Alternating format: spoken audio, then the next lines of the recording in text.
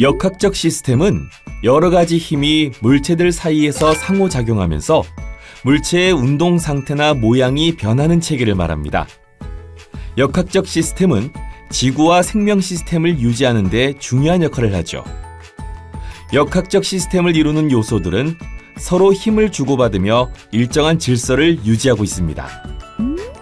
중력을 알아볼까요? 중력이란 질량 있는 모든 물체 사이에 작용하는 힘을 말합니다. 그림을 살펴봅시다. 지구와 달 사이에는 중력이 작용하는데요. 지구의 질량과 달의 질량이 클수록 지구와 달 사이의 거리가 가까울수록 중력은 크게 작용합니다. 지구와 우주인 사이도 마찬가지겠죠? 지구의 질량과 우주인의 질량이 클수록 지구와 우주인 사이의 거리가 가까울수록 중력은 크게 작용합니다.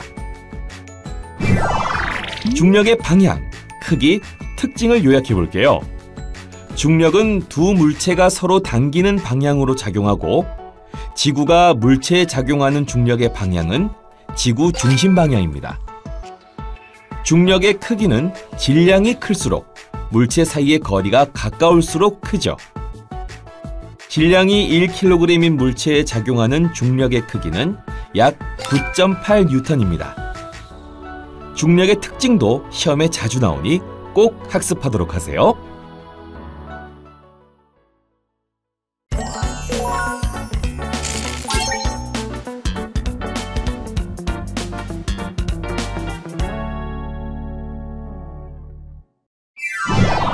중력이 지구 시스템에 미치는 영향에는 지구의 대기 조성, 대류 현상, 기상 현상이 있습니다. 지구의 대기는 중력에 의해 형성되고 공기나 바다에서 일어나는 대류 현상은 물질의 밀도 차이에 따라 상대적으로 중력 차이가 발생하기 때문에 발생합니다. 구름 속에서 성장한 빗방울은 중력의 영향을 받아 비나 눈이 되어 지표로 떨어지죠. 중력이 생명 시스템에 미치는 영향에는 평형 감각 유지, 식물 뿌리가 아래로 자라는 현상, 육상동물의 근육과 골격이 있습니다. 귓속 전정기관 안에 있는 이석은 중력 방향으로 움직이며 몸의 평형을 유지하고 있습니다. 식물의 뿌리는 중력을 받아 땅속으로 향해 자라고요. 육상에서 살아가는 무거운 동물들은 중력에 적응하기 위해 강한 근육과 단단한 골격을 이루고 있습니다. 이와 같이 중력은 지구 시스템뿐만 아니라 생명 시스템에도 크고 작은 영향을 주고 있습니다.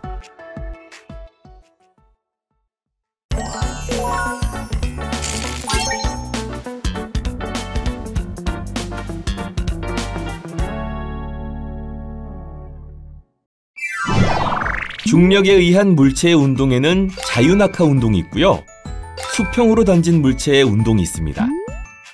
자유낙하 운동은 중력에 의해 물체의 속력이 일정하게 증가하는 운동으로 운동 방향이 연직 방향으로 일정합니다. 수평 방향으로는 속력이 0이고요. 연직 방향으로는 속력이 일정하게 증가합니다. 수평으로 던진 물체의 운동은 수평 방향으로 속력이 일정한 등속 운동을, 연직 방향으로는 자유낙하 운동을 합니다. 수평 방향으로는 속력이 일정하고요. 연직 방향으로는 속력이 일정하게 증가합니다. 자유낙하 운동과 달리 수평으로 물체를 던졌을 경우 운동 방향이 매 순간 변합니다. 자유낙하 운동과 수평으로 던진 물체의 운동은 모두 동시에 지면에 도달합니다.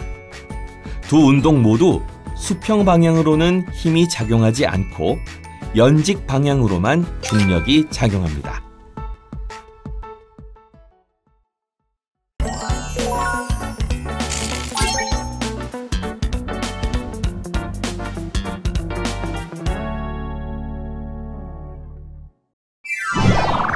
관성은 물체가 자신의 운동 상태를 계속 유지하려는 성질을 말합니다.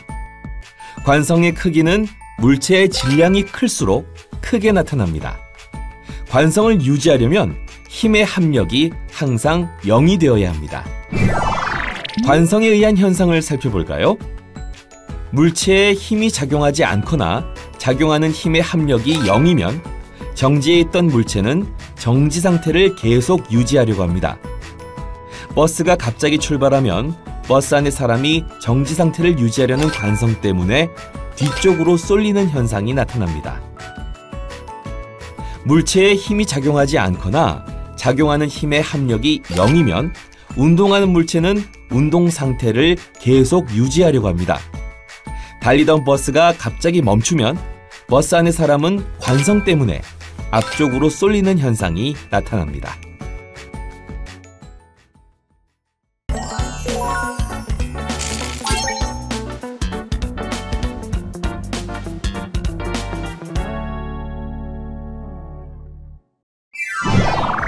운동량은 운동하는 물체의 운동 정도를 나타내는 물리량입니다.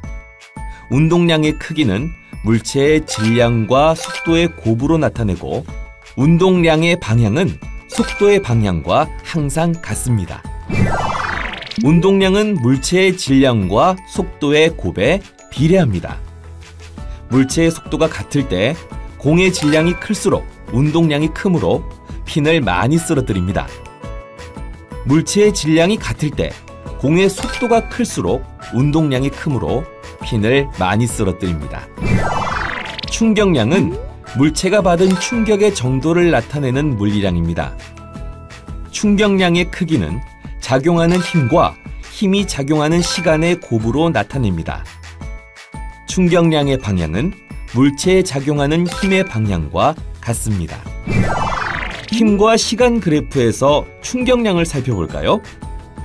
물체에 작용한 힘과 힘이 작용한 시간 그래프에서 힘이 일정할 때나 일정하지 않을 때 모두 그래프로 둘러싸인 넓이는 충격량을 나타냅니다. 즉, 힘과 시간의 그래프에서 넓이는 충격량의 크기를 나타냅니다.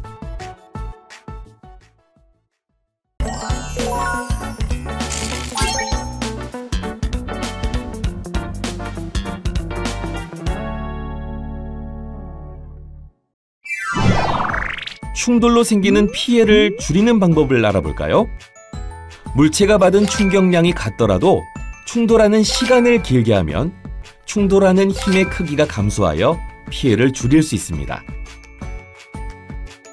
그림과 같이 질량이 같은 유리컵을 같은 높이에서 동시에 딱딱한 시멘트 바닥 A와 푹신한 방석 B 위에 떨어뜨렸더니 딱딱한 시멘트 바닥에 떨어뜨린 유리컵만 깨졌습니다. 충돌 과정에서의 운동량 변화량은 서로 같고 충돌 과정에서 받은 충격량도 같지만 충돌 시간은 방석이 시멘트 바닥보다 길기 때문에 더 안전한 것입니다. 일상생활에서 안전사고 예방을 위한 장치를 알아보겠습니다. 자동차 에어백, 자동차 범퍼, 탄성이 있는 번지점프 줄, 손을 뒤로 빼면서 야구공 받기, 무릎 굽혀 착지하기, 공기가 충전된 포장재 등 충격량이 일정할 때 충돌 시간을 길게 할수록 안전장치로서의 역할이 증가합니다.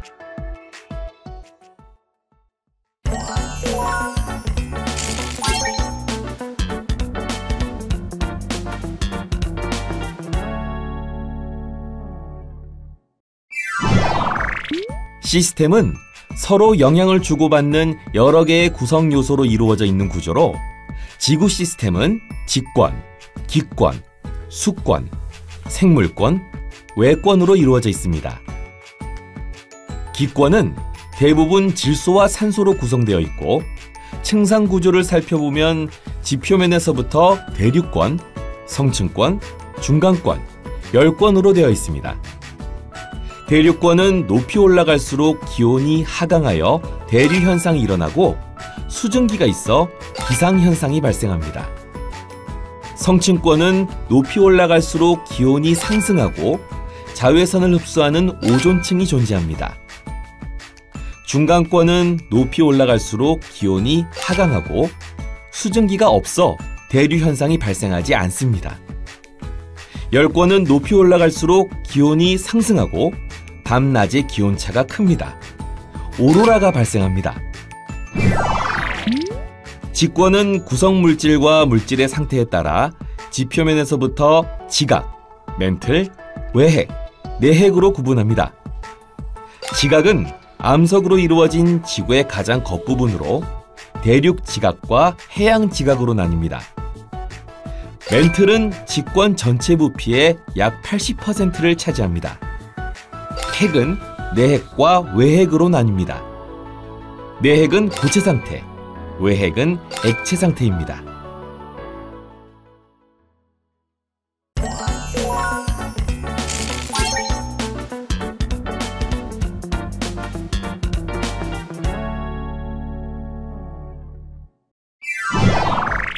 수권은 지구에 존재하는 물로 해수, 빙하, 지하수, 강과 호수 등을 말합니다. 수권은 깊이에 따른 수온 분포에 따라 표층에서부터 혼합층, 수온 약층, 심해층으로 구분합니다. 혼합층은 바람에 의해 혼합되어 깊이에 관계없이 수온이 일정한 층입니다. 바람의 세기가 강할수록 두께가 두꺼워집니다.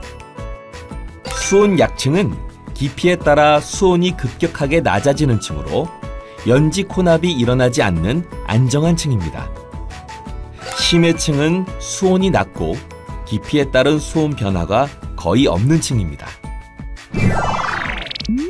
생물권은 지구상의 모든 생물이 분포하는 곳입니다. 광합성과 호흡으로 대기 조성에 변화를 주기도 하고 토양 속 미생물이 생물의 사체나 배설물을 분해하여 토양 성분을 변화시키기도 합니다. 외권은 지구를 둘러싸고 있는 기권의 바깥 영역입니다. 태양에너지는 지구의 가장 중요한 에너지원이고 지구 자기장은 우주 방사선과 태양풍 입자를 차단합니다.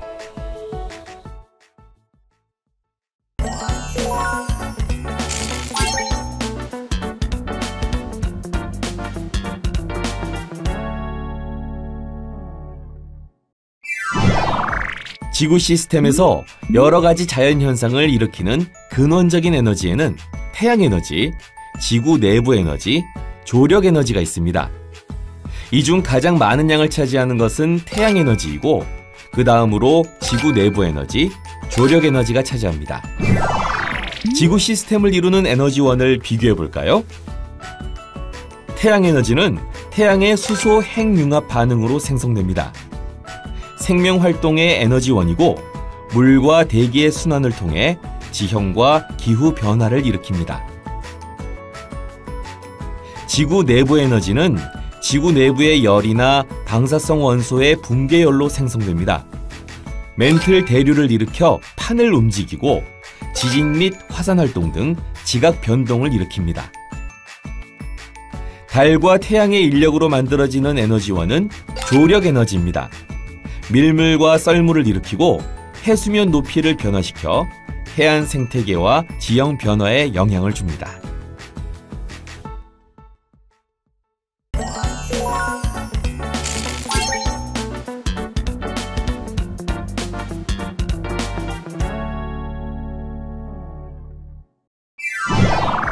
지구 시스템의 상호작용은 서로 다른 권역 사이에서 일어나며 각 권역 내에서도 일어납니다.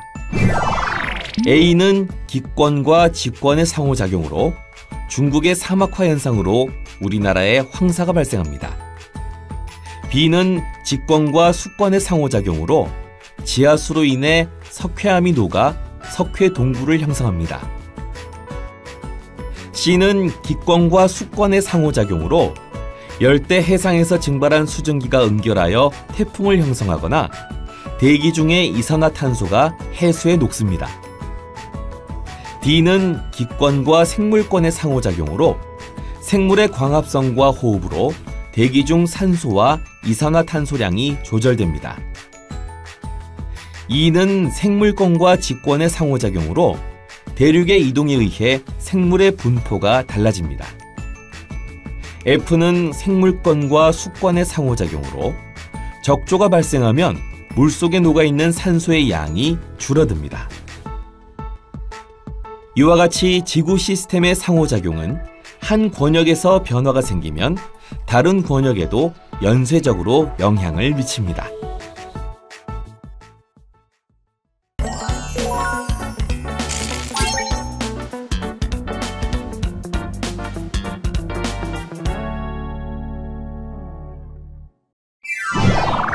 물은 지구 시스템의 각 권을 순환하며 에너지를 이동시킵니다. 물의 순환을 일으키는 주요 에너지원은 태양에너지입니다. 물이 순환하는 과정을 알아볼까요? 수권의 물은 태양에너지를 받아 증발하거나 식물의 증산작용을 통해 기권으로 이동합니다.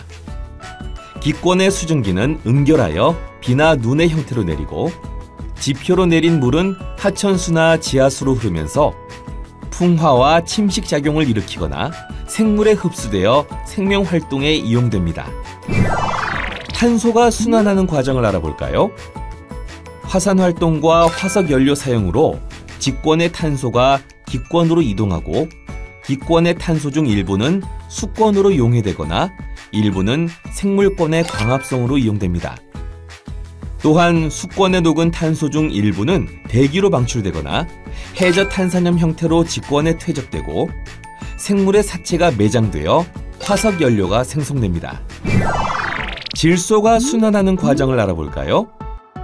기권의 질소는 토양 속 세균을 통해 질산이온으로 바뀌어 생물권에 흡수됩니다.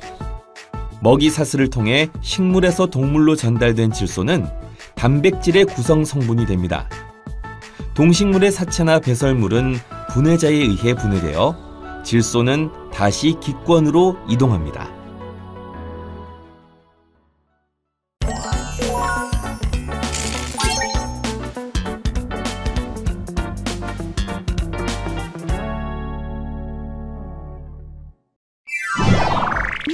변동대는 지각 변동이 활발하게 일어나는 지역입니다. 화산 활동이 활발하게 일어나는 곳을 화산대라고 하고 지진이 활발하게 일어나는 곳을 지진대라고 합니다. 화산대와 지진대의 분포는 거의 일치합니다. 변동대는 주로 대륙 주변부에 발달합니다. 판의 경계에서 지각 변동이 활발하므로 변동대와 판의 경계는 대체로 일치합니다. 지구 표면은 여러 개의 판으로 이루어져 있습니다. 이러한 판들의 상호작용으로 판의 경계에서 지진이나 화산 활동 등 지각 변동이 일어납니다. 이것을 판구조론이라고 합니다. 판은 암석권과 연약권으로 이루어져 있으며 판들은 연약권 위에 떠 있는 구조입니다. 암석권은 대륙판과 해양판으로 구성되며 연약권은 부분적으로 용융된 상태입니다. 판이 이동하는 원동력은 멘틀 대류입니다. 멘틀 대류는 연약권에서 일어나는 열 대류입니다.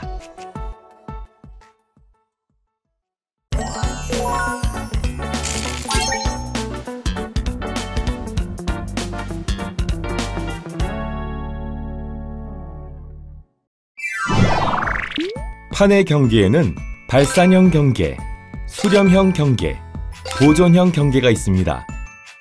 발산형 경계는 판과 판이 서로 멀어지는 경계로 멘틀 대류의 상승부입니다. 발산형 경계에서는 새로운 판이 생성됩니다. 수렴형 경계는 판과 판이 서로 가까워지는 경계로 멘틀 대류의 하강부입니다. 수렴형 경계에서는 판이 섭입되면서 소멸됩니다. 보존형 경계는 판과 판이 서로 어긋나면서 이동하는 경계로 판의 생성이나 소멸이 없습니다. 그림은 발산형 경계에서 나타나는 특징을 정리한 것입니다. 발산형 경계에서는 해령이 형성되고 열곡대가 형성됩니다. 그림은 수렴형 경계에서 나타나는 특징을 정리한 것입니다. 수렴형 경계 중 섭입형 경계에서는 해구, 호상열도, 습곡산맥이 형성됩니다. 그림은 수렴형 경계 중 충돌형 경계와 보존형 경계에서 나타나는 특징을 정리한 것입니다. 대륙판과 대륙판이 충돌하는 충돌형 경계에서는 습곡산맥이 형성됩니다. 두 판이 서로 어긋나는 보존형 경계에서는 변환 단층이 형성됩니다.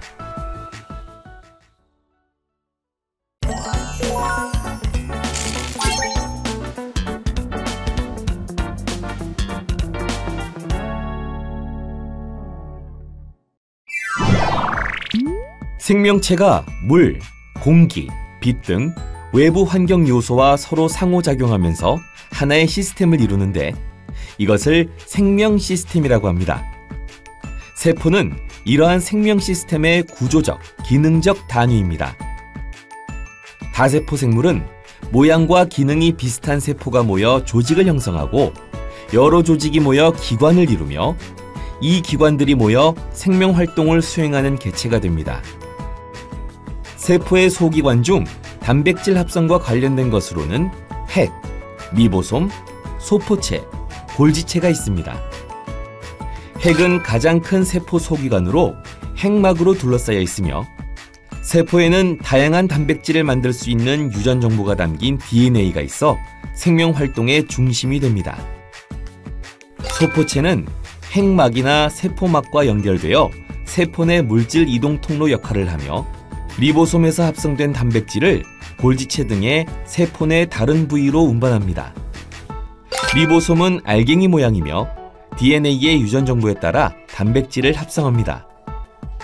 골지체는 소포체에서 운반된 단백질이나 지질을 변형하여 적절한 장소로 운반하거나 세포 밖으로 분비하는 작용을 합니다.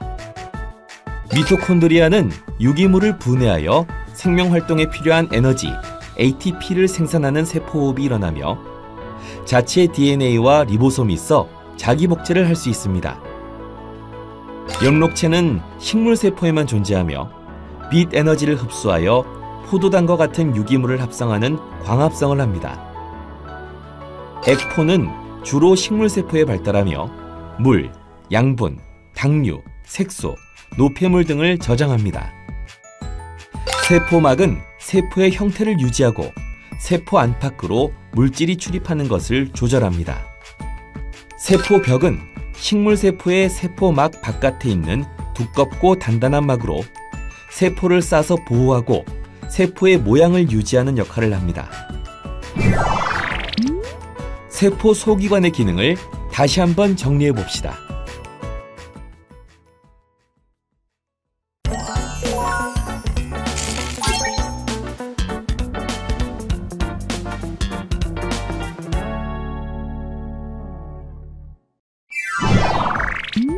확산은 물질이 농도가 높은 곳에서 낮은 곳으로 퍼져나가는 현상을 말합니다. 세포막의 인지질 이중층을 통해서는 산소, 이산화탄소와 같이 크기가 매우 작거나 소수성 물질이 통과합니다. 폐포와 모세혈관 사이의 산소와 이산화탄소의 교환 과정이 해당됩니다. 단백질을 통한 확산에서는 포도당, 아미노산과 같이 크기가 큰 친수성 물질이 통과합니다. 혈액 속 포도당이 조직세포로 확산되는 과정이 해당됩니다. 삼투는 세포막을 경계로 농도가 다른 두 용액이 있을 때 저농도에서 고농도 쪽으로 물이 이동하는 현상을 말합니다. 세포보다 용질의 농도가 낮은 용액에서는 세포 안으로 들어오는 물의 양이 많아 세포가 팽창하며 동물세포는 세포막이 터질 수 있습니다.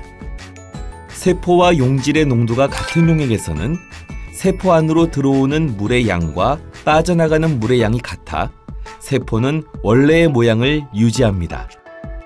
세포보다 용질의 농도가 높은 용액에서는 세포 밖으로 빠져나가는 물의 양이 많아 세포가 수축되며 식물세포는 세포막이 세포벽으로부터 분리되는 원형질 분리가 일어날 수 있습니다.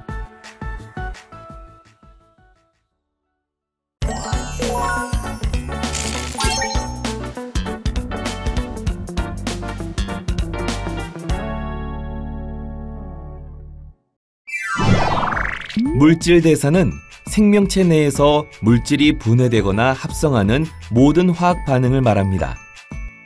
여기에는 에너지 출입이 따르므로 에너지 대사라고도 합니다. 물질 대사는 동화작용과 이화작용으로 구분됩니다. 동화작용은 저분자 물질이 고분자 물질로 합성되는 반응으로 에너지를 흡수하며 생물체 내에서는 광합성과 단백질 합성 등이 해당합니다. 이화작용은 고분자 물질이 저분자 물질로 분해되는 반응으로 에너지를 방출하며 생물체 내에서는 소화나 세포호흡 등이 해당합니다. 물질 대사와 연소를 비교해 볼까요? 세포호흡은 20에서 40도씨의 낮은 온도에서 일어납니다. 여러 단계에 걸쳐 일어나므로 반응 속도가 느리고 소량의 에너지를 단계적으로 방출합니다. 연소는 400도씨 이상의 높은 온도에서 일어납니다. 반응이 한 번에 진행되어 반응 속도가 빠르고 다량의 에너지를 한꺼번에 방출합니다.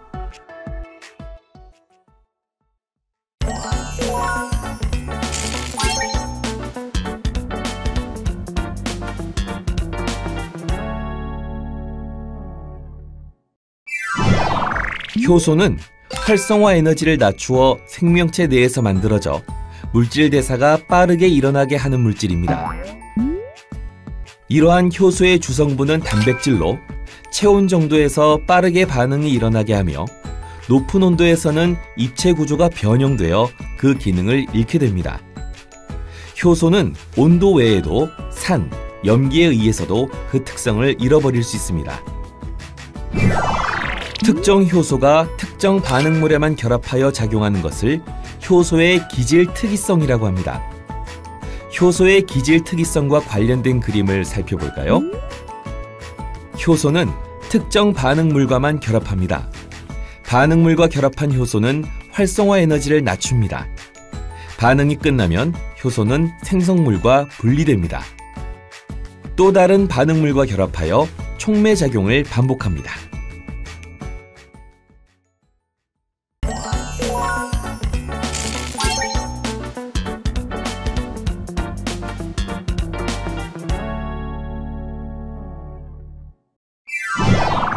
유전자는 생물의 고유한 구조와 기능을 결정하는 유전 정보가 저장된 DNA의 특정한 부분을 말합니다. 즉, 한 분자의 DNA 상에는 여러 개의 유전자가 들어있습니다. 유전자에 저장된 유전 정보에 따라 단백질이 합성되고 단백질에 의해 형질이 나타납니다. 갈색 눈동자 유전자를 가진 사람은 멜라닌 단백질이 많이 합성되어 갈색 눈동자를 가지게 됩니다. 파란색 눈동자 유전자를 가진 사람은 멜라닌 단백질이 적게 합성되어 파란색 눈동자를 가지게 됩니다.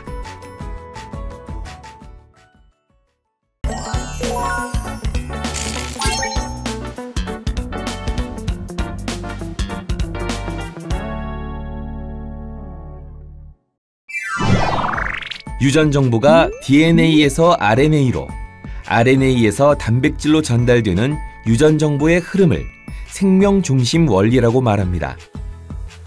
DNA의 유전 정보가 RNA로 전달되는 것을 전사라고 하는데, 전사는 핵에서 일어납니다. RNA의 유전 정보로부터 단백질이 합성되는 과정을 번역이라 하는데, 번역은 세포질에서 일어납니다. DNA를 이루는 염기인 아데닌, 타이민, 구아닌, 사이토신 중 3개가 하나의 단위가 되어 아미노산을 지정하는데, 이를 3염기 조합이라고 합니다. 이러한 유전 정보에 따라 아미노산의 종류와 배열 순서가 결정되어 다양한 단백질이 형성됩니다.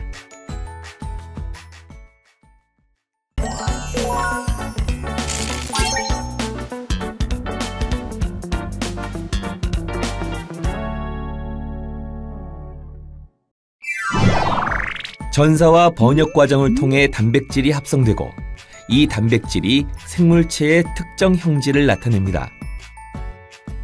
전사는 DNA에 저장된 유전 정보가 RNA로 전달되는 과정입니다. DNA의 한쪽 가닥을 원본으로 하여 상보적인 염기를 가진 RNA가 합성됩니다. 번역은 리보솜에서 전사를 통해 만들어진 RNA의 코돈에 맞는 아미노산을 연결하여 단백질을 합성하는 과정입니다. 코돈은 거의 모든 생명체에 공통으로 사용됩니다. DNA의 유전 정보나 유전 정보가 전달되는 과정에 이상이 생기면 난 모양 적혈구 빈혈증, 알비노증, 페닐케톤 요증 등의 유전 질환이 나타날 수 있습니다. 지구상 거의 모든 생명체가 같은 방법으로 유전 정보를 저장하고 형질을 나타냅니다. DNA를 전사하여 RNA를 만들고, 코돈을 번역하여 단백질을 합성합니다. 이를 통해 지구의 유전나무 체계를 이용하는 공통조상이 등장한 이후 다양한 생물로 진화해 왔음을 알 수 있습니다.